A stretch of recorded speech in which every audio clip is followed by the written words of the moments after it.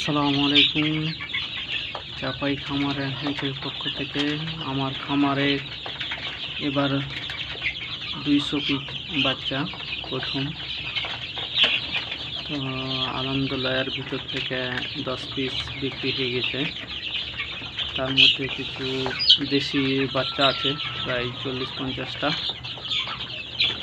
তো এটাই আমার খামারের সব থেকে বড় প্রজেক্ট, 200 পিস বাচ্চা তোলা। আর আল্লাহ রহমতে এখনও 200 পিস ভালো আছে, সুস্থ আছে। যারা বাচ্চার অর্ডার করবেন নিচের দেওয়া নাম্বারে যোগাযোগ করবেন ইনবক্সে। আর দোয়া রাখবেন আমার খামারের জন্য, আল্লাহ যেন আমার খামারে বারাকা দান করে। আসসালামু আলাইকুম।